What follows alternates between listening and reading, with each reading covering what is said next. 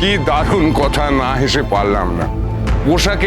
পোশাকের সুতো ছিঁড়ে গেছে বলেও ভালো করে নাচ করতে পারি। রুদ্রপ্রতাপ, এরকম ভুলভাল অজুহাত আর দিও না। দাঁড়াও, তুমি কোথাও যাবে না।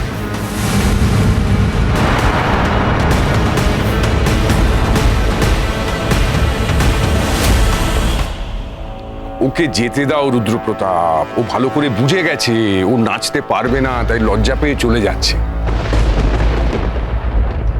আর তুমি হেরে গিয়েও নিজের হারটা মানতে পারছো না। রোশনাই পালিয়ে যাচ্ছে না রঞ্জন প্রসাদ জি। লড়াইয়ের মাঝখান থেকে রোশনাই পালানোর মেয়ে নয়। গুরুজি প্লিজ প্লিজ গুরুজি, আমাকে এখান থেকে যেতে দিন, না হলে আমি আর চুপ করে দাঁড়িয়ে থাকতে পারবো না। আমি মুখ খুলতে বাধ্য হব। মানে তুমি তোমার ব্যর্থতার দায় আমার ঘাড়ে চাপাতে চাইছো? দেখেছেন, আপনারা সবাই দেখেছেন কি জঘন্য পারফরমেন্স করেছে, তারপরে কোনো অনুশোচনা নেই। অন্যের ঘাড়ে বন্দুক রেখে সেটা চালাতে চাইছি নাকি এর মধ্যে আমি একটা অন্য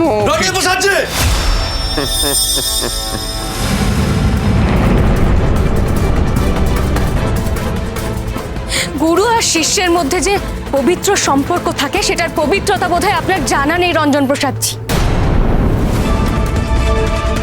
আর গুরু শিষ্যের পরস্পরের প্রতি যে শ্রদ্ধা, যে সম্মান, সেটাও হয়তো আপনার জানা নেই।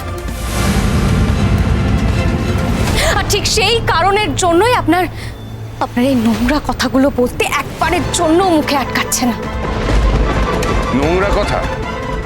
নোংরা কথা তুমি কি ভেবেছো? হ্যাঁ, রুদ্রপ্রতাপ কেন তোমাকে সাপোর্ট করছে? তোমার মধ্যে নাচের ট্যালেন্ট আছে বলে? একেবারেই নয়। তোমার মধ্যে কোনো নাচের ট্যালেন্ট নেই, তুমি কিচ্ছু না, তুমি কোনো নাচতে পারো না। তাই এইসব ভুলভাল অজুহাত দেওয়া বন্ধ করো। আমি অজুহাত দিচ্ছি? অজুহাত নয়, তুমি মিথ্যে কথা বলছো।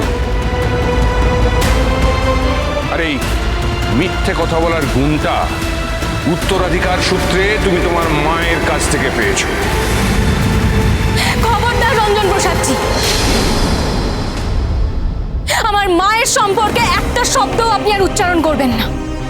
আর আমি আমার মায়ের কাছ থেকে কি পেয়েছি, কি শিখেছি, সেটা নিয়ে তো আপনার মাথা ঘামানোর কোনো দরকার নেই। আপনার এত বড় সাহস কি করে হয়? ঠিক আছে, আমি সবার সামনে মেনে নিচ্ছি যে আমি মিথ্যে কথা বলেছি। তাহলে আপনারা সিসিটিভি ফুটেজ চেক করেন, ফুটেজে তো আর মিথ্যে বলবে না।